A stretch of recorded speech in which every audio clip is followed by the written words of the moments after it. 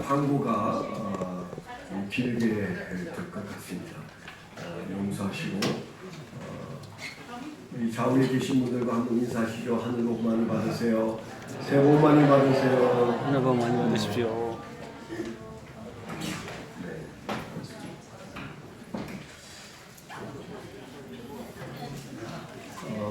지금 현재 그 출력이 조금 늦어져서 예산 결산 보고를 좀 해야 되는데 그럼 조금 있어야 되겠죠? 네, 조금 있다가 끝머리에서 하도록 그렇게 하겠습니다.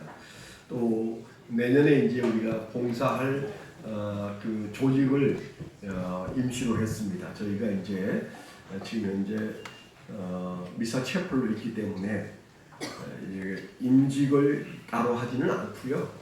내년에 봉사하실 분들만 저희가 발표하고 그분들에게 봉사를 부탁하려고 위원회를 구성한 내용은 조금 있다가 그 표를 나누어 드려서 여러분들이 좀 함께 해주시면 좋겠다. 그런 생각이에요. 주보는 받으셨죠? 네, 주보 잠깐 보시면 뭐 특별한 내용보다는 그 초원 모임이 이제 3개 초원이 잘 모였더라고요. 그래서 이제 우선 모였고 내년부터는 이제 내일이 이제 내년이 되는데 내년부터는 정기적으로 한 달에 한 번 이상 각 초원지기가 책임을 지고 인도하도록 그렇게 하겠습니다. 여러분들이 좀 열심을 내어서 목장은 한 달에 4번 정도 모이는데 우선 저희가 좀 한 달에 한 번 정도라도 열심히 모이자 그런 마음이니까 은혜가 있도록 여러분들이 함께 노력해 주셔야 새로운 시구가 오면 함께 할 수 있을 것 같습니다. 네, 이제 내일 그 새해가 되는데 오늘 저녁에 손구영신 예배를 11시까지 오시는데 10시 30분쯤에 오시면 5층에서 우리 백현숙 집사님이 준비한 다과가 기다립니다. 과일과 떡이 준비되어 있었어요. 여러분들이 5층에 들리셔서 차도 마시고 떡도 드시고 과일도 드시고 그러시다가 11시 조금 지나서 9층으로 올라오시면 됩니다. 그 시간대에는 아마 찬양대 연습도 있고 그래서 여러분들이 5층에 좀 머물다가 올라오시면 되겠고 공식적인 시간은 11시 10분쯤에 우리 신태일 성도님의 색소폰 연주를 하는 동안에 조용히 여러분들이 그저 기도하면서 함께 하시면 되겠고 한 5분이 지난 다음에는 11시 15분부터 찬양을 시작하도록 하겠습니다. 그래서 11시 30분까지 저희가 함께 찬양을 하고 30분에 이제 송년 예배가 이어지고 그 다음에 영신 예배가 이어지도록 그렇게 하겠습니다. 예년에 했던 것처럼 성찬식도 있고 그렇습니다.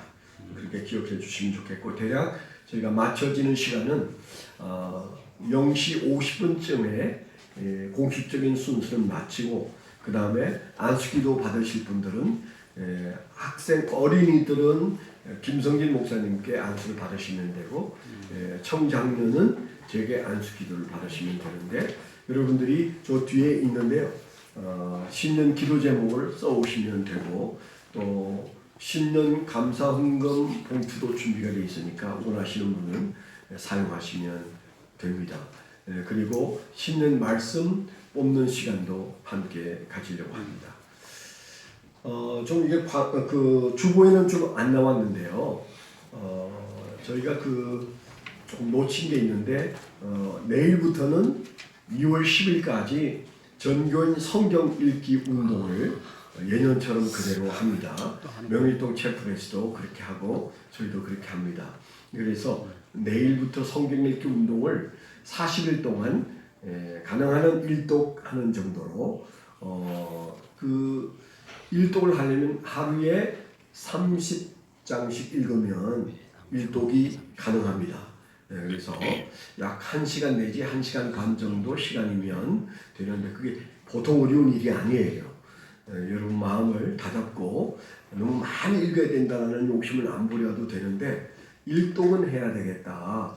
그런 마음으로 저희가 욕심은 전체가 다 읽어서 백독을 채우는, 그래서 100명의 교인이 백독을 채우는 그런 기회가 되었으면 좋겠다 이렇게 생각합니다. 그래서 여러분들이 내일부터 성경 읽기 운동이 시작이 된다.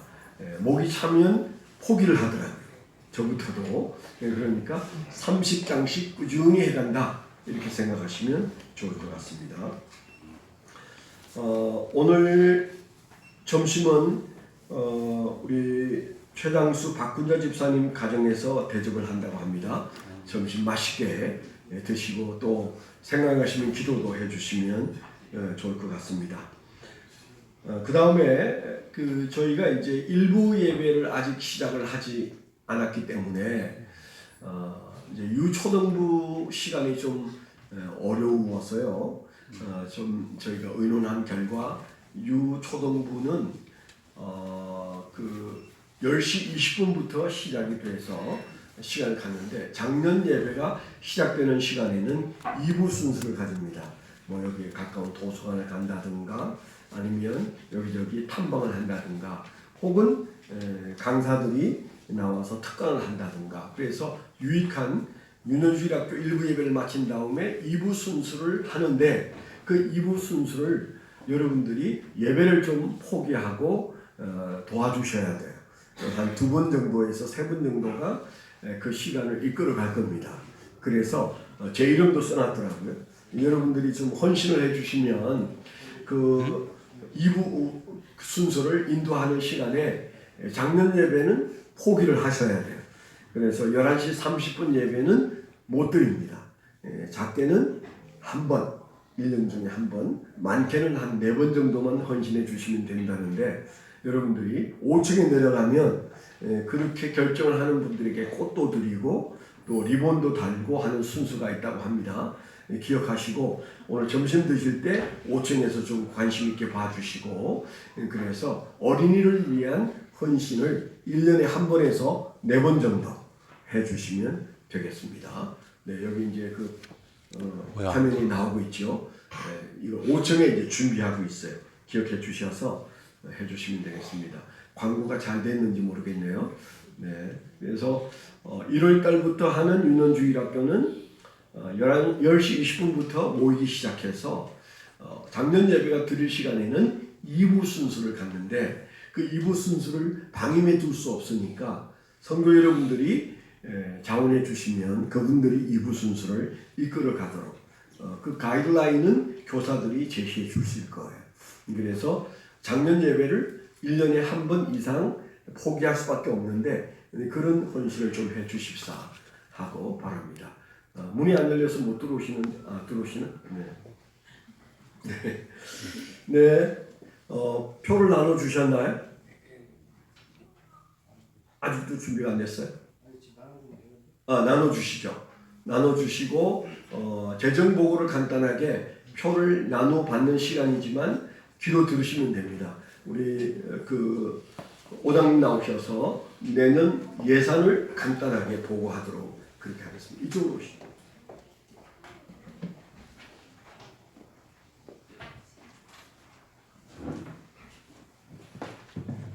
네,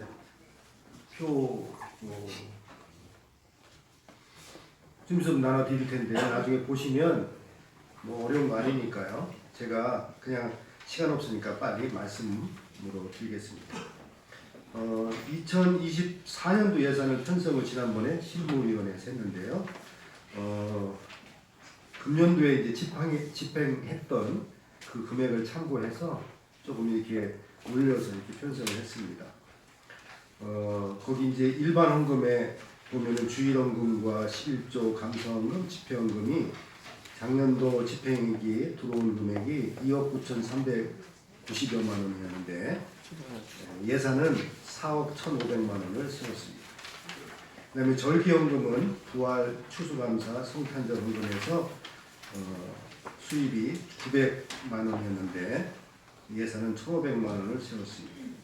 목적헌금에서 건축헌금, 선교헌금, 선교 지정헌금, 일반 지정헌금, 애찬헌금, 구제헌금, 순회선교헌금, 그 다음에 올리브 브레싱 장학헌금 해서 작년에 들어왔던 금액은 1억 4,060여만 원이었습니다. 이것은 보시면 아시지만 그 건축 헌금이 많이 들어와서 이렇게 수입이 되었었는데요.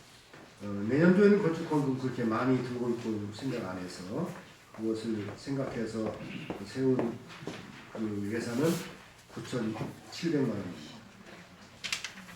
그래서 헌금 총 수입 예산은 5억 2,700만 원이고요.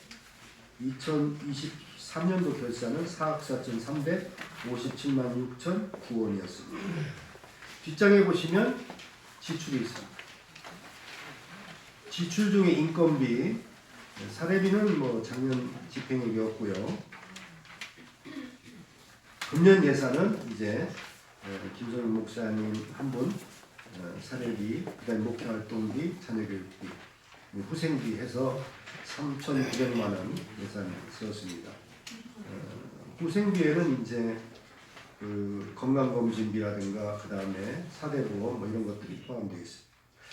그 다음에 예배비에서 예배환경비, 성예비, 성가대, 교회음악활동비에서 그 작년 집행금액은 170여만 원이었는데 금년 예산은 1,000만 원.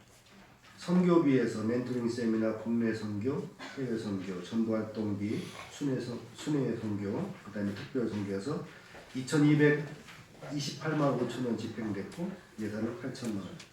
교육비는 교육훈련비, 그 다음에 교회학교에서 1,300만 원 예산 차렸습니다. 사회사업비는 집행은 없는데 예산 500만 원 세웠고요. 그 다음에 사역비 중에 신방비, 경조비, 친교비, 훈련행사비, 그 다음에 집회비, 기타 목양비, 접대비해서 1,945만 5천 원이 집행했고 그 다음에 예산은 4,700만 원. 이거 뭐야? 일반 계정이 이렇게 해서 1억 9,400만 원 예산이고요. 그 다음에 이제 관리비 중에는 건물 관리비, 시설비 분비, 세금 입공과, 그 다음에 차량 유지비, 미화 용품비, 수순 유지비에서 금년 2억 3,219만 7천 원이 집행됐는데 여기 이제 건축 때문에 많이 집행돼서 그랬습니다. 내년 예산은 4,800만 원 예산입니다. 운영비 중에는 통신비, 도서인쇄비, 회의비, 사무비, 출판비, 잡비해서 373만 원 지출됐었는데 1,300만 원 예산이 됐고요. 기타 비용은 그 건물 임차료 2억 3,200만 원 해서 1억 3,200만 했고 그래서 총 합계가 3억 3,300만 원인데 예산이 예비비 1억 4천에서 수입 총계와 맞춰서 5억 2,700만 원 이렇게 예산이 수입됐습니다. 네, 이상 보고를 마치겠습니다. 네, 감사합니다. 네, 바로 이어서 그 매년 봉사자들 잠시 말씀을 드리도록 하겠습니다. 저희가 공식 사무 처리가 아니기 때문에 그냥 발표만 하도록 하겠습니다. 몇 개의 위원회가 있는데요. 그 전에 이제 저희 교회 그 집사장으로 진대원 장로님을 임명합니다. 집사장이란 침례교회는 공식적인 교회의 일꾼 이름이 집사죠. 장로도 집사입니다. 그래서 모든 재직을 대표하는 인물로 진대원 장로님에게 좀 이제 짐을 지우는데요. 집사장 진대원 장로이시고 위원회는 교육위원회는 오병익 장로님이 위원장이십니다. 재정위원회는 진천 집사님이 위원장이십니다. 선교 전도위원회는 이춘모 장로님이 위원장이시고 팀으로는 해외 선교팀 팀장 문명수, 국내 전도팀 이종옥 팀장, 미션 천사팀 팀장은 이장은 이렇게 정해졌고요. 그 다음에 예배위원회 위원장은 진대원 장로님이십니다. 그리고 안내팀 팀장은 권순관 김난희 그렇습니다. 그 다음에 경배와 찬양팀 김진택 팀장, 성가대 팀은 최지연 팀장, 곧 성가대장입니다. 그 다음에 중창단 팀장은 김난희, 성례팀 백현수, 침례팀장 이정원, 방송팀장 임장수, 그 다음에 침례팀장은 이정원. 뭐가 잘못됐어요? 2개 있어요. 2개 침례팀. 아, 2번 썼네. 네. 왜 이런 실수가 생겼을까요? 2번 하라. 침례는 매주 줄 수 있도록 해주시기 부탁드립니다. 멘토링위원회 위원장은 노순섭 집사님, 그 안에 새신자팀은 이미경, 멘토링팀은 양명연, 중보기도위원회 위원장은 박신영, B, 시설관리위원회 위원장은 한경종, 그 안에 차량관리팀은 윤덕병, 수선팀은 김형기 팀장, 청결팀 팀장은 서정우, 그 다음에 봉사위원회는 정학봉 집사님이 위원장이시고, 그 안에 애찬팀은 노순효 집사님이 팀장이시고, 대내외 봉사팀은 김희한 집사님이 팀장이시고, 애경사팀은 이승훈 집사님이 팀장이시고, 대코팀은 양혜영 집사님이 팀장이십니다. 청년 대표로 이주영, 학생 대표로 한예윤, 어린이 대표로 임재훈 이렇게 세웠는데, 여기 대표가 나온 이유는 각 위원회 위원장이 새해 운영위원들이 됩니다. 그 중에 필요에 의해서 청년 대표, 학생 대표, 어린이 대표가 참석할 수 있도록 하겠다, 그런 취지입니다. 여러분들께서 순종해 주시고 협조해 주시면 내년 한 해 동안 살림을 잘 꾸리지 않을까, 그렇게 생각이 됩니다. 네, 대강제 얘기가 끝난 것 같습니다. 광고 안 된 게 있나요? 네, 잘 됐습니다. 조금 광고가 길었는데요. 이제 오늘 마지막 53주 예배를 이제 시작하려고 합니다. 다 같이 묵도하심으로 예배를 시작하겠습니다.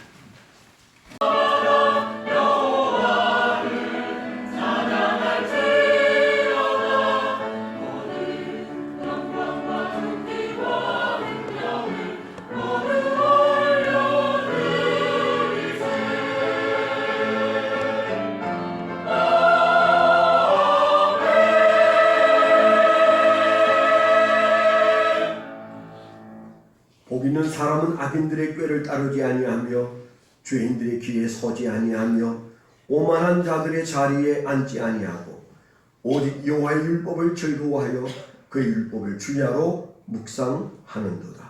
하나님 아버지, 올 한 해를 마감하는 31일 저희가 이 거룩한 주일 예배를 주님 앞에 드릴 수 있도록 이 자리로 인도하여 주심을 감사합니다.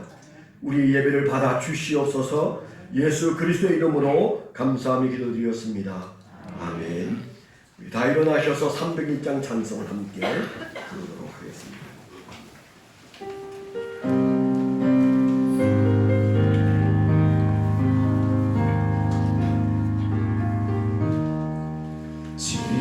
지금까지 지내온 것 주의 크신 은혜라, 아리 없는 주의 사랑 어찌 말하랴.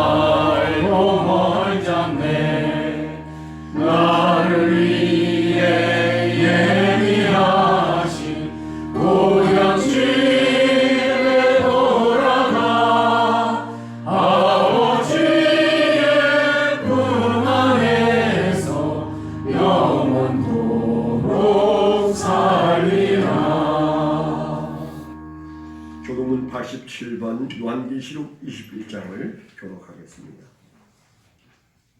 또 내가 새 하늘과 새 땅을 보니 처음 하늘과 처음 땅이 없어졌고 바다도 다시 주저앉았다. 또 내가 보매 거룩한 성 새 예루살렘이 하나님께로부터 하늘에서 내려오니 그 중요한 것이 신부가 남편을 위하여 단장한 것 같더라. 내가 들으니 보좌에서 큰 음성이 나서 이르되 보라, 하나님의 장막이 사람들과 함께 있으니 하나님이 그들과 함께 계시리니 그들은 하나님의 백성이 되고 하나님은 친히 그들과 함께 계셔서 모든 눈을 그 눈에서 닦아주시니 다시는 사망이 없고 애통하는 것이나 곡하는 것이나 아픈 것이 다시 있지 아니하리니 처음 것들이 다 지나갔으니라. 보다에 앉으신 이가 이르시되 보라 내가 만물을 새롭게 하노라. 아멘. 서신째로 한 해를 보내면서 1년 동안에 지나간 과거를 주님 앞에 회개하는 시간 갖겠습니다.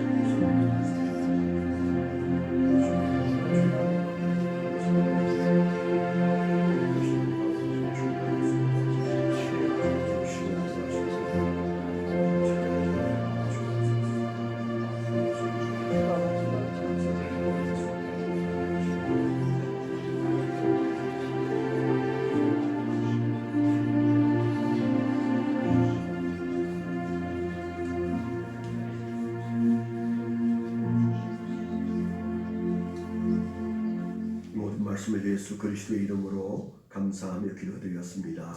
아멘. 우리 좌우에 계신 분들 인사 한번 하시죠. 새해 복 많이 받으세요. 찬양하겠습니다. 할렐루야. 예, 오늘 이렇게 한번 이야기하면서 찬양을 시작했으면 생각이 불현듯 들었는데요. 한번 같이 하실까요? 하나님 감사합니다. 하나님 감사합니다. 여기까지 인도해 주신 하나님 감사합니다. 여기까지 인도해 주신 하나님 감사합니다. 장래에도 인도해 주실 그 하나님 참으로 감사합니다. 장래에도 이끌어 주신 하나님 참으로 감사합니다. 같이 찬양하시겠습니다.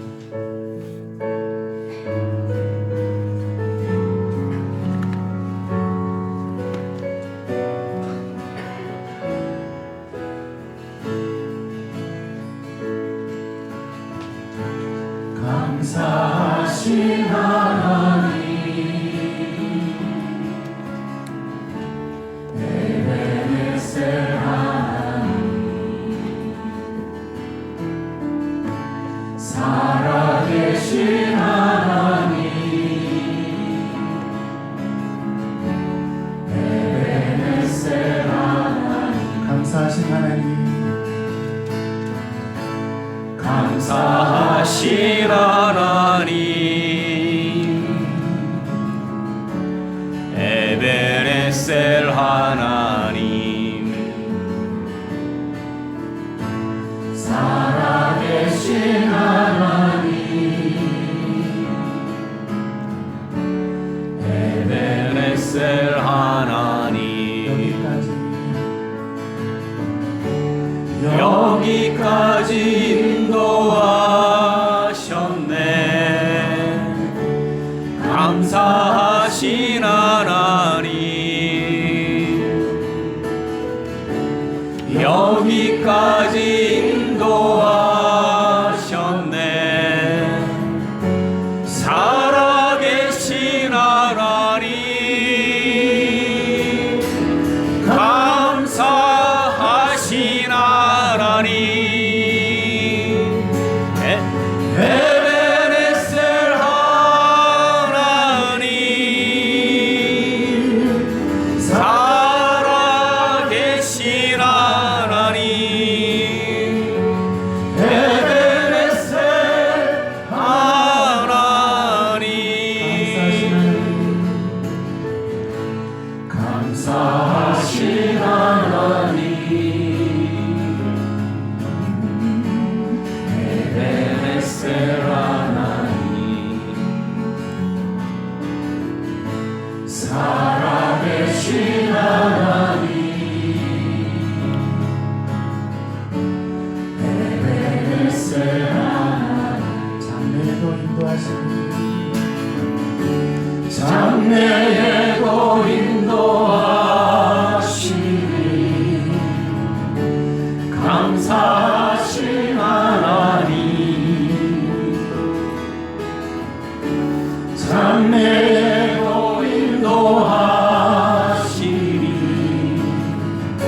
살아계신 하나님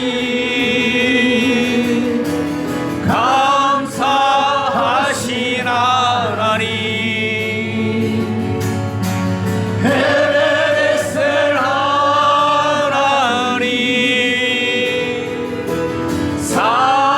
살아계신 하나님 에베네셀 하나님 인도하셨습니다. 여기까지 인도하셨네 감사하신 하나님 장래에도 인도하실 것입니다. 장래에도 인도하셨네 살아계신 하나님 감사하신 하나님 에베네셀 하나님 살아계신 하나님 에베네셀 하나님 감사하신 하나님 에베네셀 하나님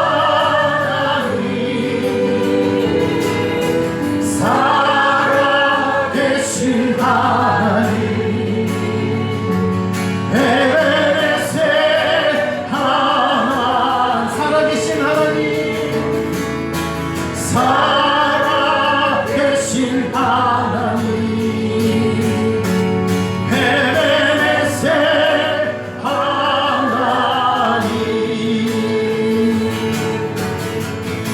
아멘.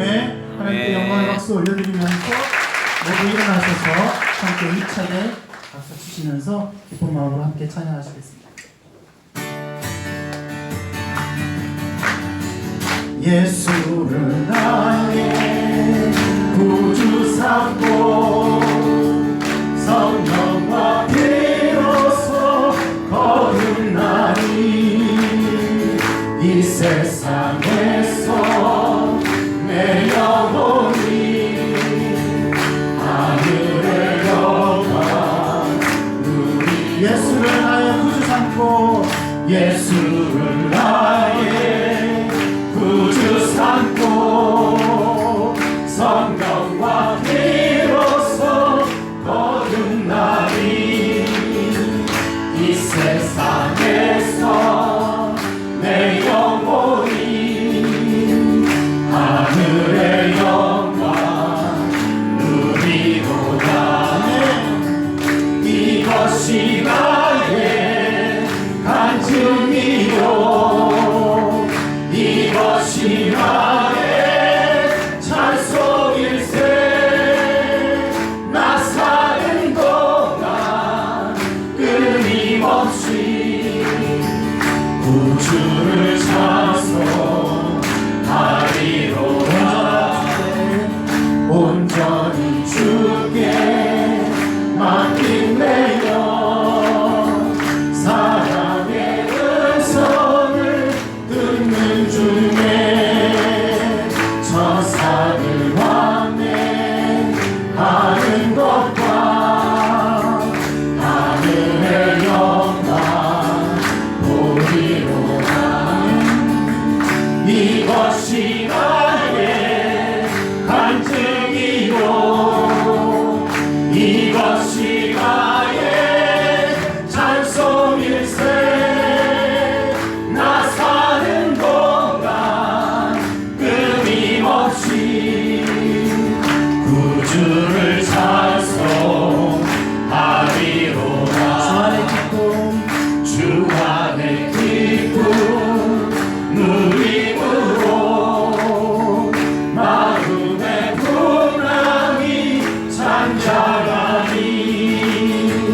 세상과 나는 간 곳 없고 부족한 주만 보이노라. 이것이 나의 간증이요 이것이 나의 찬송일세. 나 사는 동안 끊임없이 구주를 찬송하리. 3절 다시 한번 하시겠습니다. 주 안에 기쁨 누림으로 마음의 풍랑이 잔잔하니 세상과 나는 간 곳 없고 구속한 주만 보이노라. 이것이 나의 간증이요 이것이 나의 찬송일세. 나 사는 동안 끊임없이 구주를 찬송하리로라. 주님의 영광 나타나셨네. 권능으로 임하셨네. 죽음에서 날 살리신 주 성령 놀라우신 주 하나님. 할렐루야 주의 나라가 할렐루야 임하소서. 나는 선포하리 나라의 왕 예수 주의 나라 임하. 주님의 영광 주님의 영광 나타나셨네. 권능으로 임하셨네. 죽음에서 날 살리신 주 성령 놀라우신 주 하나님. 할렐루야 주의 나라가 할렐루야 임하소서. 나는 선포하리 나라의 왕 예수 주의 나라 임하시네. 나는 선포하리 나라의 왕 예수 주의 나라 임. 나는 선포하리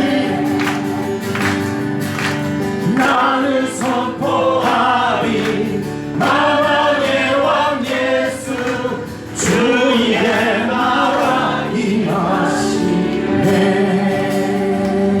아멘. 하나님께 영광의 박수 올려드리면서 자리에 앉으시겠습니다. 송축해 내 영혼은 올 초에 몇 번, 두 번 정도? 한 번 부르고 제가 특송한 적이 있는데요. 그 목사님께서 2024년도 공지해드린 것처럼 헌금송과 축도 폐회송을 이찬야를 1년 동안 함께 불렀으면 좋겠다고 하셔서 준비된 곡인데 많이 들어보셨습니까? 예, 3분의 1. 예, 순서가 조금 복잡할 수 있는데 제가 이렇게 안내해드리는 대로 같이 한번 찬양하시면서 이 찬양은 찬양 사역자 부부가 어려운 상황에서도 이 곡을 만들고 하나님을 찬양한 곡입니다. 기도하는 마음으로 함께 찬양하시겠습니다.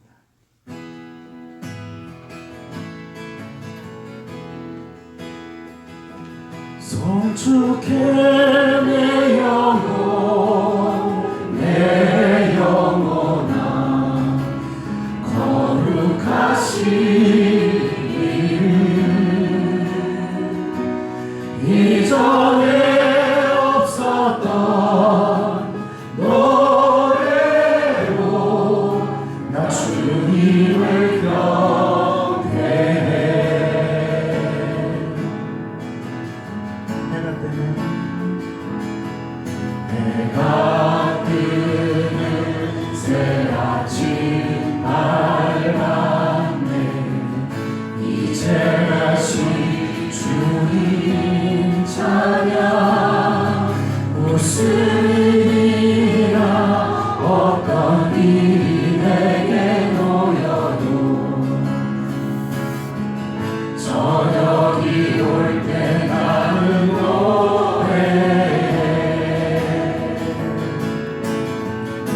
송축해 내 영혼 송축해 내 영혼 내 영혼아 거룩하신 이름 이전에 없었던 노래로 나 주님을 경배해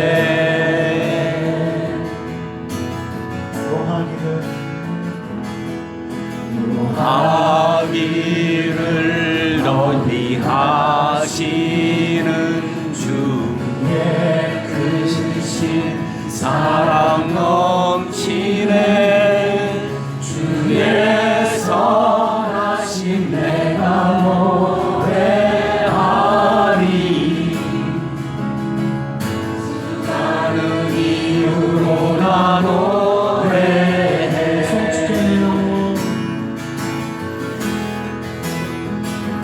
송축해 내 영혼 내 영혼아 거룩하신 이름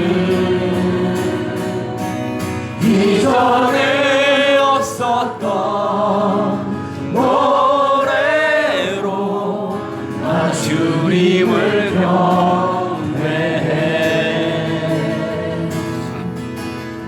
곧 그날에 나의 힘 다하고 나의 삶의 여정 마칠 때 그 없는 찬양 나 드리리라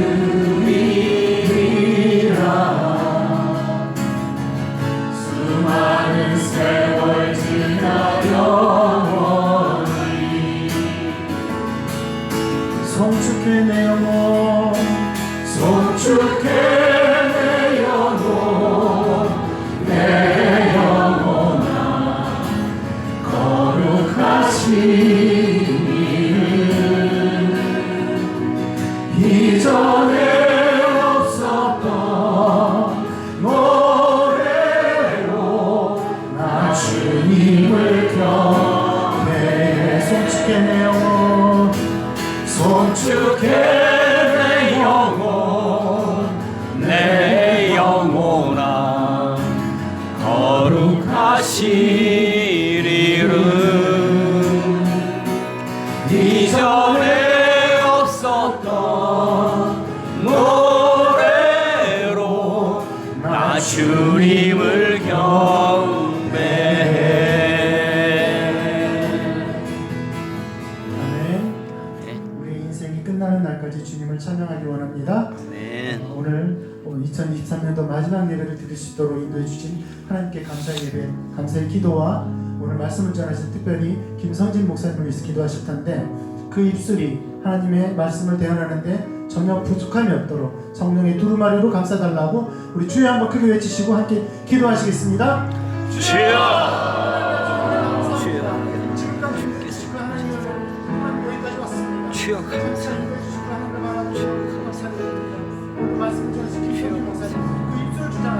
주의 종을 다시 건져내셨습니다. 그 유황벌과 같은 그 소돔과 고모라의 그 땅에서 주께서 건져내셨습니다. 주여 주관하시고 주의 말씀 주의 권능을 더럽혀 주시옵소서. 주 예수 오병익 장로님 대표 기도 인도하시고 우리 다 같이 기도하겠습니다. 하나님 아버지 2023년도 마지막 날에 하나님 앞에 이렇게 사랑하는 우리 아름다운 지체들이 함께 모여 하나님을 찬양하며 하나님 앞에 예배하게 하심을 하나님 진실로 감사드립니다. 아멘. 하나님 저희의 예배를 받아 주시옵소서. 아멘. 하나님 아버지 한 해를 돌아보면 365일 하루하루 우리 하나님이 함께 하셨는데 하나님을 바라볼 때는 감사할 것이 너무 많고 감사할 것만 생각납니다. 하나님 아버지 이 땅을 지켜주시고 우리로 평화롭게 이렇게 살게 해주시니 감사합니다. 아멘. 하나님이 늘 우리를 붙잡아 주시고 인도해 주시고 살펴주시고 함께해 주심을 하나님 감사드립니다. 때로 어려운 일이 있었지만 그때마다 하나님이 함께 하시고 이기게 하시니 하나님 감사합니다. 하나님 아버지, 우리가 이렇게 아름다운 아버지 하나님이여 지체들이 함께 모여 하나님을 찬양할 수 있는 미사체프를 허락해 주심도 감사드립니다. 또 원로 목사님 건강하게 해주셔서 이렇게 힘있게 사역을 할 수 있도록 해주심도 감사드립니다. 하나님 앞에 생각할 때 감사한 것뿐입니다. 하나님 아버지여, 또한 하나님 앞에서 저희를 돌아보면 부끄러운 것들 뿐입니다. 하나님 아버지, 이 시간에 하나님 앞에 저희를 내놓사오니 저희의 아버지 믿음 없는 모습, 추악하고 더러운 모습, 아버지 하나님 앞에 참으로 어리석게 살았던 그런 모든 것들을 하나님 앞에 내려놓습니다. 하나님 저희를 용서하시고 하나님 저희를 붙잡아 일으켜 주시옵소서. 주님의 보혈의 공로를 의지하여 하나님 앞에 나아갑니다. 저희를 정결케 하여 주시옵소서. 이제 새로운 한 해를 저희들에게 허락해 주시면 이제는 아버지 하나님을 위해서, 이 교회를 위해서 우리가 힘써 눈물을 흘려 하나님 앞에 봉사하며 살겠습니다. 하나님 아버지여, 저에게 힘 주시고 은혜 주시고 능력을 부어 주시옵소서. 그래서 이 교회가 정말 하나님을 위해서 하나님이 귀히 쓰시는 교회로 나아갈 수 있도록 우리 지체들 모두가 한 마음 한 뜻, 또 아버지 하나님의 열정으로 뜨거운 사랑으로 하나된 공동체가 되게 하여 주시옵소서. 하나님 아버지여, 이제 새해 아버지 하나님 우리가 새 마음을 가질 때 우리 주님이 언제 오실런지 그 주님을 바라보는 앙망하는 마음을 저에게 부어주시기를 원합니다. 주님 오늘 오시겠습니까? 2024년도에는 주님 오시겠습니까? 마라나타, 우리 주님을 고대하며 주님 어서 오십시오, 그 마음으로 우리가 살겠습니다. 우리가 그 마음을 품고 열심을 다해 주를 섬기는 한 해가 되게 하여 주시옵소서. 이 시간 주의 말씀으로 저희를 새롭게 하시고 아버지며 저에게 새 마음을 주셔서 정말 그 마음을 품고 우리가 힘써 주를 위해 살아가는 저희들로 만들어 주시옵기를 간절히 원합니다. 말씀을 들고 서신 아버지 하나님 김성진 목사님, 하나님의 귀한 말씀을 잘 증거할 수 있도록 성령으로 함께 하시고 그 입술에 말씀을 물려 주시옵소서. 성령께서 이 시간 저희를 주장하시고 이끌어 주시고 함께 하시며 복 주실 줄로 믿습니다. 시종을 주님께 의지합니다. 예수님의 이름으로 기도드렸습니다. 아멘.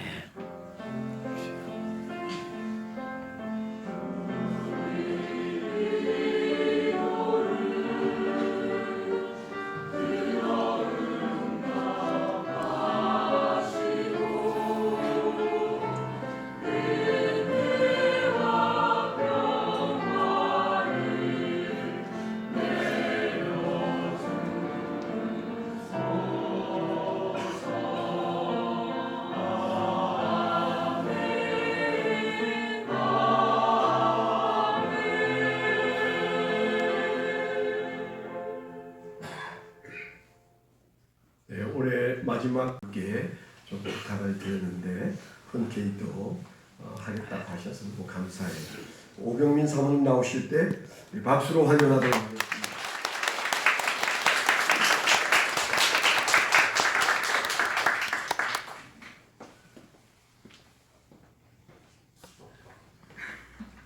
안녕하세요.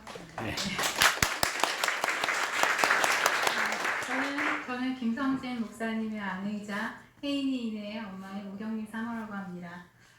제가 여기에 서도 되는 건가 고민 많이 했지만 원로 목사님께서 성도님들과 소통할 수 있는 기회를 주심에 감사함으로 받아서 저희 아름다운 교회에서 받았던 은혜의 여정을 이야기해 보겠습니다. 제가 첫째를 임신한 지 8개월 차에 2014년에 아름다운 교회에 오게 되었는데요. 모든 게 처음이었고 낯설어서 어쩔 줄 모르는 상황에 저의 신앙은 작은 사무실에서 시작되었습니다. 아이를 데리고 사무실에서 예배 아닌 예배를 드린다는 것이 무슨 의미인지 경험하면서 예배의 자리에 나오는 것에 만족하며 의무와 책임감으로 버티면서 지냈던 것 같습니다. 그러다 돌이 된 혜인이를 데리고 까꿍구로 예비처를 옮기면서 영유아 예배지만 제 안에 아이 같은 신앙이 돌쟁이 혜인이와 함께 예배가 열리고 같이 성장하는 계기가 되었습니다. 그리고 예배 속에서 배우는 부모 교육과 회복 프로그램을 통해서 저를 조금씩 깨어나게 하셨고 그때쯤 원로 목사님이 인도하시는 생명의 삶을 참여할 수 있는 여건이 생겼습니다. 제가 처음 아름다운 교회에 왔을 때 시어머니의 권면으로 김지순 사모님께 맨투맨을 받고 싶었지만 아이 출산으로 인해 못하게 되어서 복음으로 저를 비춰볼 기회가 없었기에 생명의 삶에 대한 간절함이 마음에 샘솟았습니다. 쉽지 않은 환경 속에서 자녀를 봐주신 시어머니의 도움으로 시작하게 된 생명의 삶의 은혜는 갈급했던 만큼 저에게 생명수처럼 쏟아져 들어왔습니다. 사모라고 생각하시면 어떠한 생각을 하실지 모르겠는데요. 사실 제가 모태신앙도 아니고 제가 오랜 기도 끝에 사모함으로 사모가 된 것도 아니었고 20대 후반에 엄마와 언니들의 아주 강한 권면으로 영접하고 침례받고 교회를 열심히만 다녔던 터라 실제는 제가 구원에 확신이 없다는 것도 생명의 삶을 통해 정확히 알게 되었습니다. 그래서 주님은 제가 다시금 구원의 확신을 가질 수 있도록 은혜를 부어주셨고 성령 체험 시간을 통해 저에게 생각해보지 못한 깊이 박힌 죄를 기억나게 하셔서 회개케 하셨습니다. 이를 통해 하나님의 진실한 사랑이 무엇인지 진정으로 깨닫게 해주셔서 가슴 뜨겁게 눈물 콧물 흘렸던 시간이 기억납니다. 그렇게 한량없는 은혜를 경험하고 그 은혜를 흘려보내고자 6개월이 된 둘째를 인혜를 얻고서 학부모 교사를 시작했습니다. 헌신을 통해서 신앙이 성장해 간다는 것을 경험하면서 일부 예배를 통해 말씀이 마음에 들어오고 영유아부 교사를 헌신하면서 제가 신앙이 조금씩 견고히 세워져 가며 삶이 변화되고 있다는 것을 느끼게 되었습니다. 그렇게 7년여간 교사로 섬기면서 교사분들과의 교제, 또 영유아 부모님들과의 교제를 통해서 공동체가 함께 세워져 가는 은혜도 알게 하셨습니다. 그리고 지금의 저의 신앙 성장을 가장 단단하게 한 것은 무엇보다도 제자훈련의 과정이었습니다.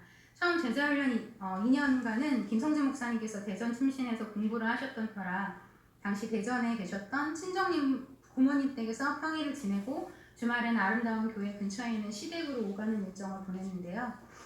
그때 친정엄마의 도움으로 대전에서 새벽에 일어나서 명일동을 오가며 제자훈련을 받게 되었습니다.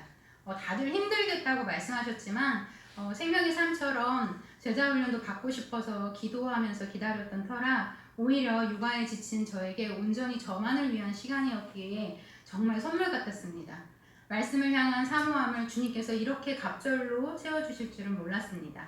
일주일에 한 번씩 누리는 제자훈련의 시간은 육아로 지친 육체의 피로까지도 날리게 하는 영적 충만함을 느끼며 정말 열심히 행복하게 제자훈련에 임했습니다. 그리고 이어서 사역반이 시작되었는데 코로나19가 터지는 바람에 3년여의 사역훈련을 하며 기간은 길었으나 만남의 횟수는 제일 적은 원로 목사님의 마지막 제자반 기수가 되었습니다. 경험한 분들은 아시겠지만 원로 목사님의 깊은 영성을 눈앞에서 듣고 함께할 수 있어서 감사할 따름이었습니다. 그렇게 5년여 만에 제자반 28기를 졸업하게 되었습니다.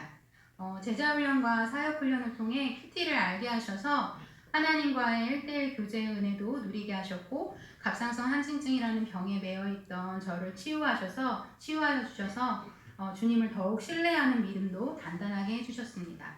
그 훈련을 통해 가장 감사한 것은 하나님께서 저를 사모이기 이전에 예수님의 제자로서 먼저 세워지게 하셨음을 깨닫게 해주신 은혜였습니다. 지난 아름다운 교회 섬김의 여정을 돌아보면 한 단계 한 단계 하나님께서 세밀한 손길로 저를 성장하게 하시고 인도하셨습니다. 예전에 저는 주님 앞에 여전히 저는 지금 주님 앞에 부족함이 많은 자녀이지만 하나님께서 아름다운 교회를 통해 저를 세워주셨듯이 미사체플 안에서 저의 영적인 지경을 넓혀주시고 선한 길로 인도하실 하나님을 기대하며 찬양합니다. 또 다른 섬김들을 겸손하게 감당해가며 영혼 구원을 위해 열심을 내는 청지기이자 사모가 되길 소망하며 기도합니다.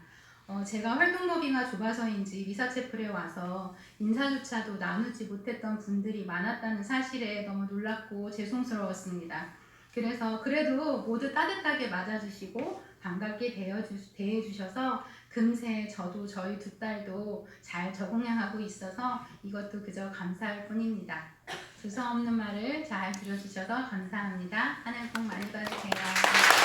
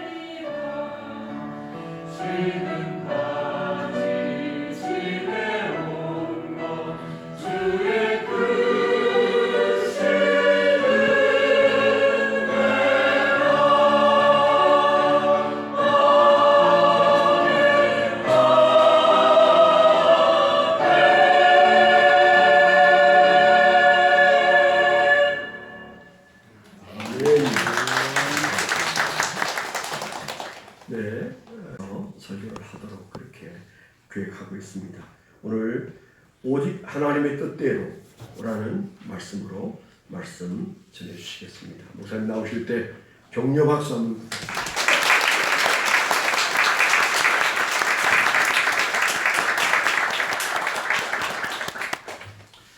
예, 같이 함께 기도하고 말씀을 나누도록 하겠습니다.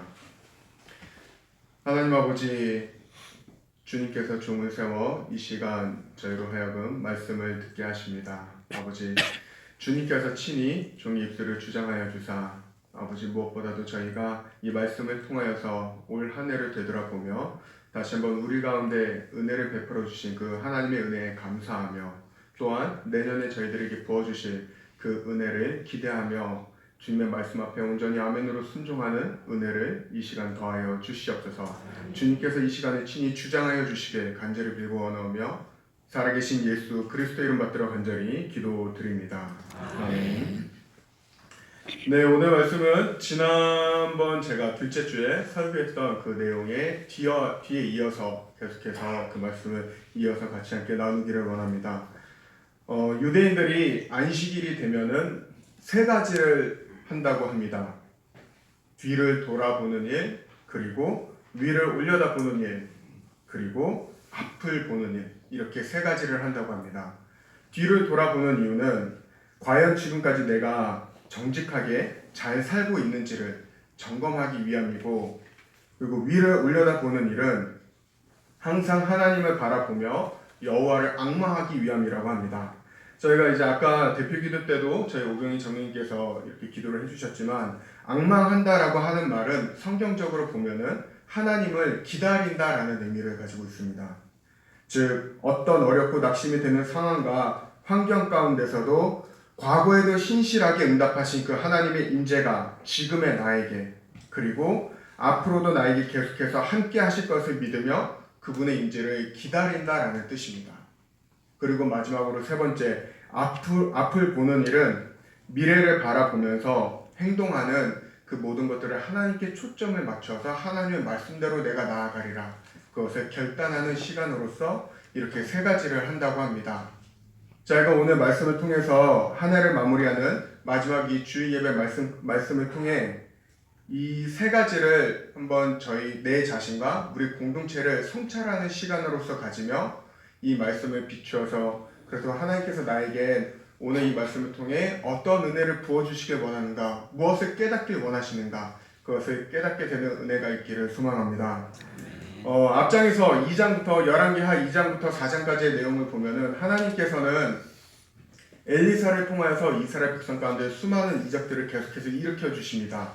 지난번에도 말씀을 이렇게 나눴지만은 물을 정결케 하는 일부터 시작을 하여서 이스라엘 왕들이 이방 민족에게 시비가 붙었을 때 거기에서 승리할 수 있도록 하나님께서 인도를 해주시고, 또한 과부가 되어서 빚더미에 있는 그 과부를 그 빛으로부터 청산할 수 있도록 하나님께서 또한 역사를 베풀어 주시고, 부했지만 자녀가 없는 것으로 인하여서 낙심 가운데 있던 수넴 여인에게 자녀의 축복과 또한 그 자녀의 생명을 살리시는 그 놀라운 역사를 통하여서 하나님은 계속 이스라엘 백성들 가운데 나 하나님이 누구인가, 그것을 계속해서 보여주고 역사하면서 깨닫게 하여 주십니다.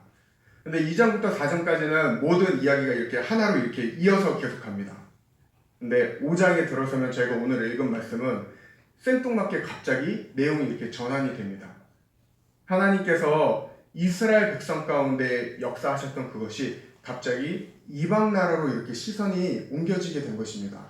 근데 그것도 그냥 이방 나라가 아니라 이스라엘에게 있어서, 자기 민족, 자기 백성에게 있어서 가장 큰 위협이 되는 아람 족속에게 하나님께서는 시선을 돌리시며 그 가운데 갑자기 이 나아만 장군, 그것도 만약에 전쟁이 터진다면 언제든지 이 이스라엘 이 민족을 멸망시킬 수 있는 힘을 가진 나아만 장군에게 역사하시는 그 사건으로 갑자기 시선이 옮겨지게 됩니다. 그러면서 이것을 통하여 이스라엘 백성들과 이 말씀을 대면하는 오늘 우리들에겐 무엇을 깨닫기를 원하시는가? 오늘 본문 말씀을 보면 등장인물이 크게 4명이 나옵니다. 당시 이스라엘 왕이었던 여호람, 그리고 아람의 장군이었던 이제 나아만 장군, 그리고 엘리사, 그리고 그의 수종을 듣던 게하시, 이렇게 4사람이 등장을 하는데 이들의 삶의 모습이 정확히 둘로 나눠집니다. 이 사람들의 삶이 정확히 둘로, 그 모습을 보면 둘로 나눠지는데, 전자는 세상의 방식을 같이 겸하여서 따라갔던 자들의 모습, 두 번째는 하나님의 뜻대로 살아가는 자의 모습, 이렇게 정확히 두 가지의 모습을 저희들에게 오늘 말씀을 통해서 보여주고 있습니다. 먼저 세상의 방식을 따랐던 세 명의 사람들의 특징을 저희들이 함께 살펴보기를 원합니다. 이스라엘 왕 여호람을 먼저 보면은 이제 이야기의 초반부에 어떻게 되냐면 나병으로 인해서 나하만이 굉장히 이렇게 낙담이 있었습니다. 나하만은 아람 왕에게도 굉장히 신임을 받던, 그리고 그 1절을 보면은 나오지만은 그 아람 땅에서 굉장히 위대하고 존귀했던 자였습니다. 크고 강한 용사였습니다. 오늘날로 따지면 저희 역사에서 굉장히 유명한 이순신 장군급으로 저희가 보면 됩니다. 왕이 굉장히 신임을 했고, 그런데 그가 이제 누구에게도 말할 수 없는 그 아픔이 있었는데 그것이 바로 나병이었습니다. 그런 가운데 마침 자기 아내의 수종을 듣던 이스라엘에서 사로잡았던 여종이 한마디를 하는 거예요. 그걸 알고서 우리 주인이 그곳에 가면은, 이스라엘에 가면은 그의 나병을 낫게 해줄 선지자가 있는데 어떻겠냐. 근데 재밌는 건 이 사로잡았던 꼬마 여종의 그 소녀의 말을 듣고서 나만 장군은 움직입니다. 자기를 호위할 군대와 아람 왕한테 가서도 내가 이 이스라엘에 가면은 나의 이 나병을 낫게 해줄 그 선지자가 있다고 합니다. 저를 보내주십시오. 그러니까 아람 왕도 흔쾌히, 얼마나 아꼈으면 흔쾌히 보내주는 거예요. 그래, 그냥 거기서 멈추는 것이 아니라 내가 친히 편지를 쓸게. 그래서 세 번역에 보면은 6절을 보면 이렇게 얘기를 합니다. 내가 이 편지와 함께 나의 신하 나하만을 귀하에게 보냅니다. 부디 그의 나병을 고쳐주시기 바랍니다. 아람 왕이 직접 이스라엘 왕에게 부탁하면서 이렇게 편지를 쓴 것입니다. 내가 정말 아끼는 존귀한 자가 그곳에 가니까 그를 낫게 하여 주십시오. 누가 봐도 이거는 부탁하는 말입니다. 근데 이 소식을 들은, 그리고 이 편지를 받은 이스라엘 왕은 낙담을 하면서 어떻게 반응을 하냐면 7절에 보면 세 번역으로 제가 읽어드릴게요. 이렇게 반응을 합니다. 내가 사람을 죽이고 살리는 신이라도 된다는 말인가? 이렇게 사람을 보내어 나병을 고쳐달라고 하니 될 말인가? 이것은 분명 공연히 트집을 잡아 싸울 기회를 찾으려는 것이니 자세히들 알아보도록 하시오. 자기 혼자 굉장히 착각하면서 오해를 하고 있는 것입니다. 왜 그가 지금 두려워하고 있는가? 그것은 자신이 할 수 없는 일을 지금 저 아람이 나에게 요구하면서 못 들어줄 경우에는 우리나라를 그럼 바로 쳐들어오겠다. 이거 전쟁하자는 심산이다라고 혼자서 그렇게 생각을 하고 있는 것입니다. 이 이 여호람의 모습을 통해서 저희들에게 분명하게 보여주고 있는 세상의 방식을 따르는 자의 첫 번째 특징이 뭐냐면 잘못된 것을 믿기 때문에 이제 판단을 잘못하기 쉽고, 그리고 그것으로 인하여서 두려워하고 염려하는 게 많다라는 것입니다. 여호람은 원래 이스라엘 왕으로서 자기 백성을 하나님을 믿게 해야 되는 왕이었습니다. 하지만 이때 당시 이스라엘 왕이 뭘 믿었냐면 바알 신을 믿었습니다. 그런데 지금 이 반응은 무엇을 얘기하냐면 내가 이방 신을 믿지만, 우상을 믿지만 내가 왕으로서 힘도 능력도 없고, 그리고 내가 믿는 이 바알이라는 신도 아무 힘이 능력이 없다라는 걸 지금 이 사람이 자신의 말을 통해서 백성들에게 토로하고 있는 것입니다. 자신들을 지켜주고 보호해줄 거라고 믿었고, 그래서 제사를 드리면서 그렇게 따랐던 우상이 실제 자기가 위기 상황이 됐을 때 아무 도움도 줄 수 없는 무능력한 우상이다라는 것을 자기 입으로 지금 실토하고 있는 것입니다. 신앙이 약하거나 믿음이 없는 자들, 특히 세상의 방식을 따르는 자들은 이렇게 두려움과 염려가 늘 많은 채로 살아갑니다. 두 번째 인물인 나하만 장군을 저희가 함께 보도록 하죠. 그는 나병에 걸린 환자로서 자신이 치유를 받기 위해서 지금 이스라엘에 온 것입니다. 아까 전에도 말씀드렸지만 얼마나 제가 간절히 낫기를 원했으면은 자신의 사로잡았던 여종 말 한마디에 군대와 온갖 보물들, 그 보물들도 오늘날로 따지면 약 200억이 넘는다고 합니다. 내 나병 하나 치료해주면 내가 너한테 200억 넘게 해줄게. 혹할 수 있죠. 충분히 굉장한 액수입니다. 저희가 상상할 수 없는 사실 액수를 주면서 나는 내 병을 나을 수 있다면 어떤 값이라도 치를 수 있다라는 것입니다. 그러면서 이제 이 이스라엘에 왔는데, 그러고서는 이제 그 엘리사 앞에 섰어요. 엘리사 앞에 와서 그는 내심 기대했습니다. 아, 이제 내 병이 치유받을 수 있겠구나. 근데 엘리사가 어떻게 했냐면 자신의 종을 보내서 말한 것입니다. 너는 가서 요단강에서 일곱 번 씻어라. 그 방식이 너무 마음에 들지 않았어요. 자기가 생각했던 치유의 방식이 분명하게 있었습니다. 그가 생각할 때는 저희가 아까 말씀에도 읽었지만은 엘리사가 나와서 나름 장군이 왔으니까 내가 까딱 힘만 좀만 쓰면은 너희 나라를 멸할 수도 있는 힘을 가진 자야. 이런 내가 친히 너에게 치유를 받으려고 왔어. 온갖 금은 보화를 들고 그러면 적어도 네가 나에게 나와서 영접을 하고 너희의 신 여호와의 이름을 부르면서 나를 치유해야 되는 것이 아니냐. 그것을 잔뜩 기대하고 있었습니다. 하지만 그가 받은 처방은 요단강에 가서 7번 씻으라는 거예요. 그랬더니 오늘 말씀을 보면은 오늘 저희가 읽었지만은 아까 11절에서 13절을 보면은 뭐라고 얘기하냐면 굉장히 노하면서 얘기를 합니다. 아니 내가 이렇게 친히 왔으면 적어도 나와서 나 얼굴을 보면서라도 얘기를 해야지. 그것도 아니요. 아니 강이 요단강만 있냐. 우리나라의 아람 땅에 너희 요단강보다 훨씬 깨끗하고 좋은 강이 있는데 내가 그걸 두고 왜 여기까지 와서 거기 네 얼굴도 못 보고 여기로 가서 나한테 지금 씻으라고 하는 거냐. 여기 물이 더 좋아서? 그러면서 화가 나갖고 뒤돌아서서 가려고 합니다. 무슨 말이냐면 자기의 방식과 자기의 뜻대로 뭔가 대접을 받지 않았을 때 그것에 대해서 굉장히 쉽게 분노할 수 있고 그 다음에 자기 자존심이 교만함이 굉장히 크다라는 것입니다. 세상의 방식을 따르는 자들은 특히 자신의 힘이나 능력으로 무언가를 크게 이룬 사람들에게서 나타나는 특징이 바로 이것입니다. 교만하여서 내 방식이나 내 뜻대로 되지 않았을 때 그것에 대해서 쉽게 분개한다라는 것입니다. 이 사람은 지금 치유를 받으러 온 사람입니다. 그러니까 신하가 오히려 지혜롭게 얘기를 합니다. 당신이 왜 여기까지 왔는지 생각해 보십시오. 당신은 그 엘리사 선지가 나와서 당신에게 이것보다 더한 거를 하라고 했어도 당신은 그것을 하지 않았겠습니까? 요단강에 가서 씻어 보시죠. 오히려 신하가 설득을 해서 가서 이렇게 씻게 됩니다. 결국 저희가 나아만을 통해서 알 수 있는 바로 이 신앙이 없거나 자기 교만, 자기 능력과 힘을 믿는 자들에게서 볼 수 있는 세상의 방식을 따르는 자들의 그 특징이 뭐냐 하면은 교만함에 빠져서 다른 것에서 옳은 판단이 어렵다는 것입니다. 나는 이렇게 굉장히 잘 준비를 했어. 내가 최선을 다해서 준비를 하고 옳게 한 거야. 그러니까 내 말대로 해. 그게 되지 않으면은 화가 나고 남의 탓을 하면서 다른 사람을 비난하는 경향이 굉장히 강하다라는 것입니다. 그리고 마지막으로 오늘 나오는 이 게하시, 이 사람은 여기서 나온 게 하나님의 수종, 이 엘리사의 수종입니다. 엘리사가 그동안 어떠한 일들을 행하였는지 옆에서 보고 지켜봤던 자입니다. 그런데 그가 보여주는 모습은 굉장히 안타까운 모습인데 20절을 보면은 어떻게 얘기를 하냐면 제가 읽어드리도록 할게요. 그때 하나님의 사람 엘리사의 시종인 게하시가 이런 생각을 하였다. 나의 주인께서는 이 시리아 사람 나아만이 가져와 손수 바친 것을 받지 않으셨구나.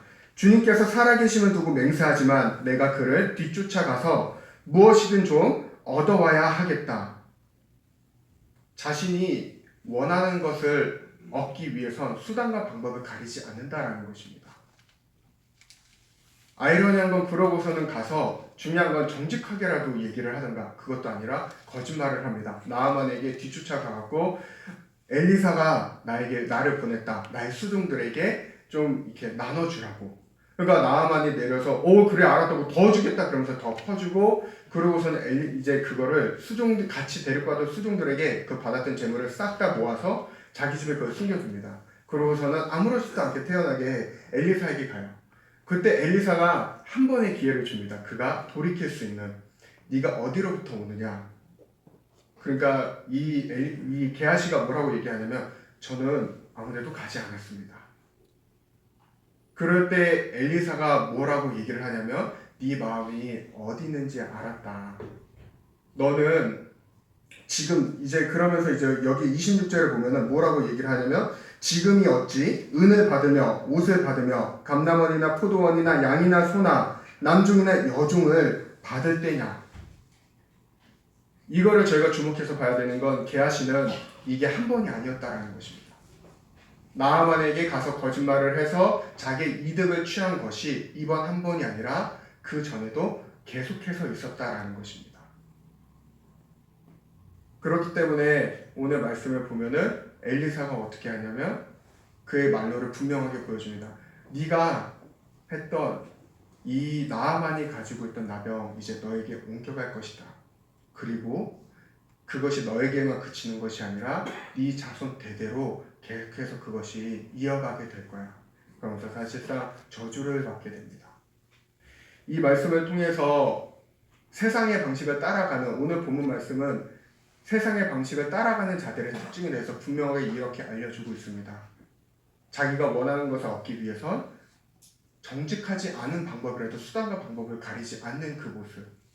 그리고 교만하여서 나는 옳으니까 내 말대로 해. 자기의 방식대로 뭔가 응답이 오지 않았을 때는 쉽게 분노하며 사리분별을 하지 못하는 모습들. 그리고 쉽게 오판하여서 불행과 염려 가운데 살아가는 그 모습을 너무나도 여실히 잘 보여주고 있습니다.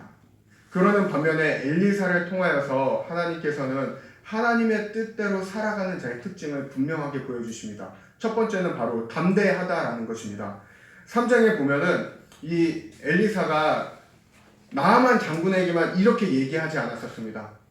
엘리사는 3장에도 보면은 이제 전쟁이 터지게 됩니다. 전쟁이 터지게 돼서 3명의 왕들과 이제 이방 민족이 전쟁을 하게 되는데 그때 이 세 왕이 아무리 생각해도 자기네가 연합을 해도 이 나라 하나를 못 이길 것 같은 거예요. 그때 엘리사에게 조언을 구하러 갑니다. 엘리사에게 조언을 구하러 가는데 엘리사가 그때 이스라엘 왕에게 뭐라고 얘기를 하냐면 당신이 누구인데 나한테 와서 지금 조언을 구하고 있느냐? 나는 하나님을 믿고 있는 저 유다 왕이 아니었으면은 난 당신을 대면하지도 않았을 거다. 내가 저 유다 왕을 봐서 나는 당신에게 지금 얘기를 하고 있는 거다. 그래서 왕들에게도 담대하게 선포를 해버립니다. 무슨 말이냐면 세상의 권력이나 이런 것들에 결코 주눅들지 않는다라는 것입니다. 하나님의 사람은 하나님의 뜻대로 살아가는 자는 자신을 지키시고 보호하시고 함께 하시는 분이 누구인지 분명하게 알기 때문에 그 어느 곳에 있든지 하나님의 뜻대로 담대하게 나아갑니다. 그렇기 때문에 나아만 장군에게도 담대하게 이렇게 선포했던 이유는 다른 것이 아닙니다. 하나님께서 그렇게 뜻하셨기 때문에 만약에 엘리사가 여기에서 그냥 나아만 장군이 왔을 때 세상의 방식대로 그래 귀한 분이 왔으니까 나가서 맞이해야지 영접해야지 그러면서 나아가서 대접을 하고 영접을 하고 이제 그들이 고대 그때 사람들이 원했던 방식 물리적인 터치를 통하여서 아니면 축복을 하면서 그를 치유했더라면 나아만은 자신이 그렇게 나음을 입은 것을 하나님을 찬양하기도 하겠지만 와, 이 엘리사가 진짜 능력이 있는 사람이구나 그러면서 그 사람을 쳐다봤을 것입니다. 하지만 엘리사는 그것을 분명하게 알았습니다. 하나님의 뜻대로 저 이방 사람이 하나님이 진짜 누구이신지 깨닫게 하기 위해선 하나님의 방식대로 가야 된다. 하나님의 뜻대로 가야 저 사람이 하나님을 진짜로 경험하고 하나님이 누구이신지를 분명하게 믿게 될 것이다. 그렇기 때문에 주눅들지 않고 담대하게 선포했던 것입니다. 두 번째 특징이 뭐냐면 하나님의 일에 정직하며 결코 대가를 바라지 않는다라는 것입니다. 엘리사는 치유에 좋기 때문에 한편으로는 충분히 대가를 받아도 괜찮았습니다. 하지만 엘리사가 2장부터 해서 계속해서 사역을 했던 걸 보면 치유하고 회복하고 사람을 살리고 그 모든 것들 과정을 살펴보면은 엘리사는 단 한 번도 대가를 바라지 않았습니다. 그리고 모든 일을 굉장히 정직하게 하였습니다. 왜냐하면 자신의 그 사역은 자기가 하는 것이 아니라 하나님께서 하는 것이요. 그리고 내가 그 하나님의 뜻대로 순종하면서 나아갔을 때 그 상대방이 하나님을 온전히 바라보게 되기 때문입니다. 나아만 장군이 그렇기 때문에 자신이 요단강에서 7번을 씻고 되돌아왔을 때 그의 고백이 엘리사를 보면서 그의 첫 번째 고백이 뭐냐면 정말 이 세상에 진짜 신은 이스라엘의 하나님 이 여호와만이 진짜 참된 하나님임을 내가 이제 알았다고. 엘리사는 그거로 충분했던 것입니다. 그래 이건 내가 한 것이 아니고 하나님이 하신 거야. 하나님의 뜻대로 사는 사람들의 특징은 바로 이것입니다. 하나님의 일에 정직하며 대가를 받지 않는다라는 것입니다. 그리고 세 번째 특징이 뭐냐면 마지막으로 평안하다라는 것입니다. 나아만이 이제 자기가 가지고 온 재물을 사람들한테 이렇게 이 엘리사에게 굉장히 주려고 해요. 이 200억대가 넘는 걸 주려고 합니다. 그럴 때 엘리사는 결코 그것을 다 마다합니다. 내가 하나님의 이름을 걸고서 난 결코 그것을 받지 않겠습니다. 그러니까 나아만이 어떻게 하냐면 내가 이곳에서 땅을 좀 퍼서 가져가게 해주십시오. 왜냐하면 그걸 가져가서 내가 이제는 앞으로 하나님 여호와 하나님만을 섬기겠습니다. 한 가지 용서를 구합니다. 그게 뭐냐면 우리 아람 왕은 아직 이 림몬이라고 하는 우상을 섬기고 있습니다. 근데 그의 이제 섬기러 제사를 드리러 나갈 때 내가 그를 부축을 해줘야 됩니다. 그때 어쩔 수 없이 절을 할 텐데 내가 그 우상에게 절을 하는 것이 아니라 나는 하나님에게 절을 하는 것이니 그것만 용서를 해주십시오. 그랬을 때 이 엘리사가 뭐라고 얘기를 하냐면 평안히 가십시오. 그렇게 얘기합니다. 무슨 말이냐? 하나님께서는 당신의 그 마음의 중심을 믿음을 보셨습니다. 그러니 평안히 가십시오. 하나님은 당신의 그 마음을 아십니다. 하나님의 사람의 특징은 하나님의 뜻대로 살아가는 자의 특징은 바로 평안하다라는 것입니다. 왜냐하면 그 주님이 나와 함께 하신다는 사실 하나만으로도 충분하기 때문입니다. 그래서 오늘 말씀을 통해서 분명하게 저희들에게 보여주고 계십니다. 왜 이 세 사람과 한 사람은 이렇게 다른 삶의 모습을 보여주고 있느냐? 그것은 바로 누구를 지금 정말로 믿고 신뢰하고 있느냐가 다르기 때문입니다. 이 세 명의 사람들은 각각 우상을 섬기거나 또는 재물을 굉장히 원했습니다. 그렇기 때문에 하나님께서는 이 말씀을 통해서 이 세 명뿐만 아니라 그 이스라엘 백성들에게도 분명하게 알려주시고자 한 것입니다. 너희가 얼마나 헛된 것을 위해서 살아가고 있는지 깨달아라. 나의 손길은 결코 한 곳에 머물러 있는 것이 아니라 나는 온 열방이 나의 주권 아래 있다라는 걸 분명하게 알려주시기 위함입니다. 그리고 마지막으로 세상과 겸하여 정직하지 못한 그 마음으로 하나님을 따르고자 하는 자는 내가 어떻게 벌하는지 너희는 분명히 보고 깨달아라. 그러면서 본문을 통해서 하나님께서 자기 백성들이 깨닫길 원하시는 그러면 그 하나님의 뜻은 무엇인가? 오늘 본문을 통해서 저희들이 하나님의 백성이라고 하는 저희들이 정말 깨닫길 원하시는 그 하나님의 뜻이 무엇인가? 세 가지로 얘기할 수 있습니다. 첫 번째는 세상에 기대거나 세상을 의지하지 말고 담대하게 하나님을 믿으며 나아가라는 것입니다. 열왕기하 6장에 보면은 이 다음의 장면이 넘어가면서 재미있는 건 아람 나라가 국가가 다시 이스라엘을 쳐들어오게 됩니다.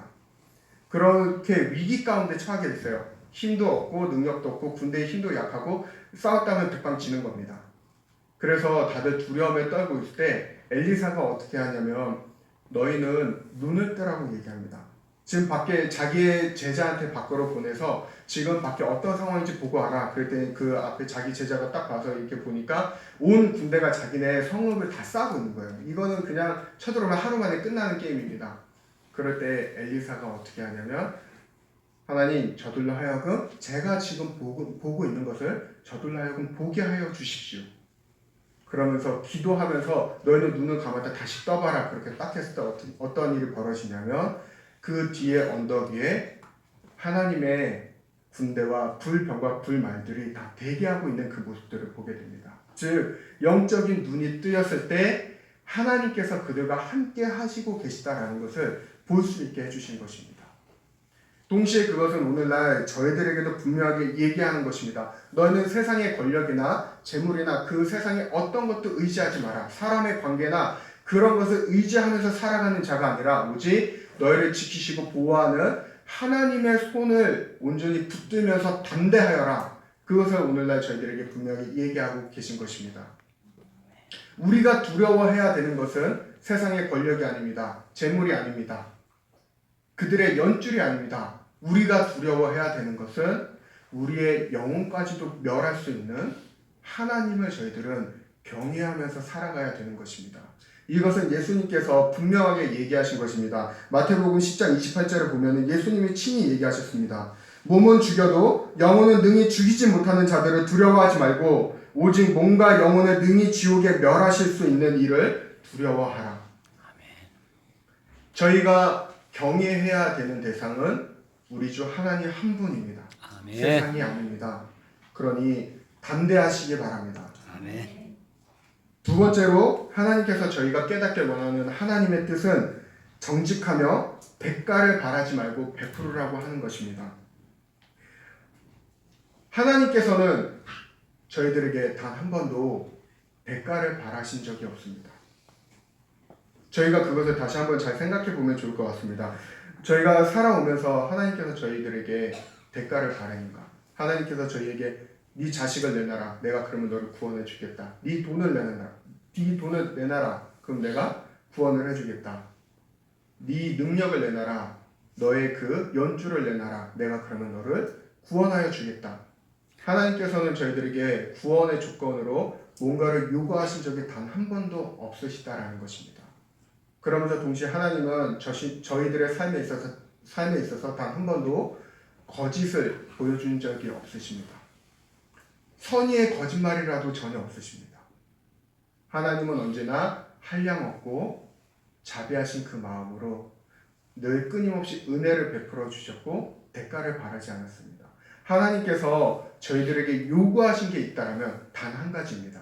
나에게 너의 마음을 주었으면 좋겠다. 어떤 걸 바치라는 것이 아니라 나를 믿으라고 하는 그 믿음 단 하나를 요구하셨습니다. 그렇기 때문에 저희가 하나님께서 우리의 삶 가운데, 저희들의 삶 가운데 무엇을 베풀어 주셨는지, 어떻게 저희들과 함께 하셨는지를 돌아보면서 저희가 어떠한 일을 하든지 간에 정직하며 또한 대가를 바라지 마시기 바랍니다. 그리고 하나님께서 저희들에게 언제나 한량없이 베풀어 주셨듯 저희도 다른 이들에게 대가 없이 베풀 줄 아는 그런 주님의 자녀들이 되기를 소망합니다. 여러분, 마지막으로 주님께서 저희들이 깨닫게 원하는 그 하나님의 뜻은 평안하라는 것입니다. 저희는 이미 충분히 주님 한 분만으로 만족한 자들입니다. 그렇기 때문에 엘리사도 자신의 눈앞에서 그냥 충분히 받아도 괜찮은 그 보상들이 눈앞에 있었지만은 그는 그것을 전혀 원하지 않았고 그가 만족하며 평안한 마음을 가질 수 있었던 건 바로 나아만의 하나님을 향한 진실한 고백이었습니다. 그 고백 하나로 엘리사의 마음도 주님의 마음과 같이 평안했던 것입니다. 하나님의 뜻은 저희가 평안하길 원하는 것입니다.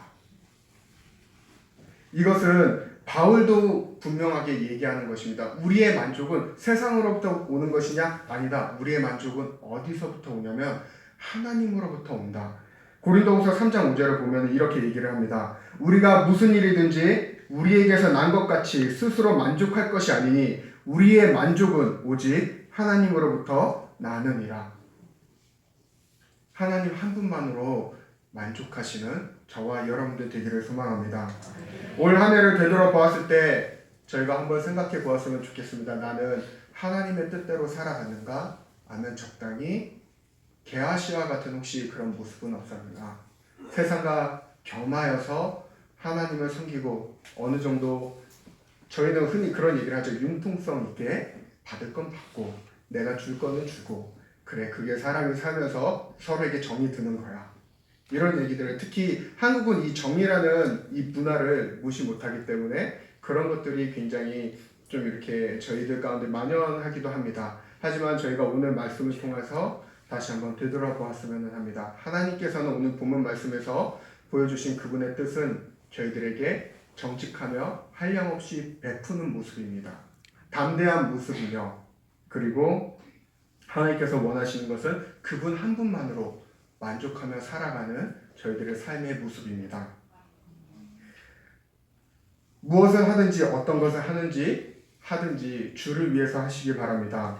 저희들의 그런 삶의 모습이 어떻게 보면 세상에서는 저희들을 보면서 손가락질 할 수 있습니다. 야 적어도 네 거는 적어도 챙기면서 살아라 또는 바보라고 얘기할 수 없고 대가 없이 그냥 베푸는 모습에 대해서 에이구 그러니까 네가 지금 그 모습으로 살고 있지.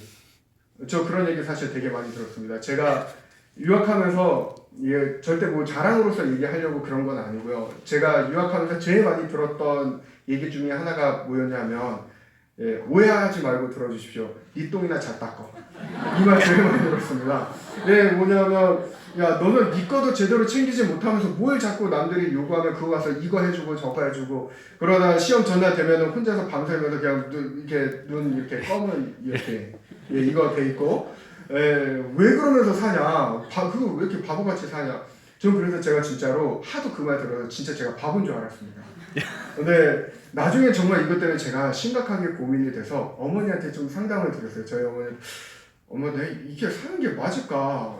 아무리 생각을 해봐도 이거 그래도 맞아. 내가 어쨌든 학생이니까 내가 최선을 다해서 공부를 해야 되는데 내 거 챙기면서 남도 도와주는 게 내가 좀 힘들어. 어떻게 해야 돼? 그랬을 때 저희 어머니가 그러더라고요. 너 어차피 열심히 해도 너는 거기다. 너무 기대를 하지 마라. 왜 너무 기대하지 말고 스트레스 받지도 말고 그냥 줄 서 있을 때 베풀어라. 줄 서 있을 때 베풀고 하나님께서 너에게 지혜를 주실 거다. 능력을 주실 거다. 거기에 너무 매달리지 마라. 얽매이지 마라. 사람들의 말에 흔들리지 마라. 네가 적어도 하나님 앞에서 정직하게 그것을 하고 있다면 선한 마음으로 네가 그것을 하고 있다면 하나님은 반드시 그것에 대해서 갚아주실 거다. 아멘. 저희에게도 하나님이 오늘날 하시는 말씀은 동일한 것입니다. 세상의 방식을 따르지 마라. 내가 너희를 향한 뜻은 분명하다. 나의 뜻대로 살아가길 원한다. 그래서 저희가 오늘 말씀을 기억하면서 세상에 저희는 속하여서 세상 안에서 살아가야 되기는 합니다. 하지만 그 세상 안에서 세상의 방식을 따르는 자들이 아니라 하나님의 뜻을 드러내는 저희 미사체플 공동체가 되기를 예수 그리스도의 이름으로 축복합니다. 함께 기도하시겠습니다. 하나님 아버지, 오늘 말씀을 통하여서 다시 한번 저희들을 향한 하나님의 거룩한 백성들을 향한 그 하나님의 뜻을 저희들이 돌아보길 원합니다. 하나님께서는 저희들이 세상에 기대거나 세상에 주눅들어 살아가는 것을 결코 원하지 않으십니다. 하나님께서는 저희들이 무언가를 얻기 위하여서 수단과 방법을 가리지 않고 그것을 취하기에 달려가는 세상의 방식으로 살아가길 원하지 않으십니다. 하나님께서는 언제나 두려움과 염려 가운데 살아가고 있는 저희들의 모습을 원하지 않으십니다. 하나님께서는 주님의 자녀들이 이 세상에서 담대하길 원하고 정직하며 한량없이 베풀길 원하고 하나님 또한 이 땅을 오직 주 하나님이 나와 함께 하신다는 그 사실 하나만으로도 충분히 만족하며 살아가는 그런 주님의 하나님의 뜻대로 살아가는 자녀들이 되기를 원하십니다. 하나님, 저희들이 한 해를 되돌아보며 그렇지 못한 모습들에 대해서 주님 온전히 회개하길 원합니다. 하나님께서 저희들에게 긍휼을 베풀어 주시며 앞으로 이제 새롭게 시작될 2024년은 무엇보다도 하나님의 뜻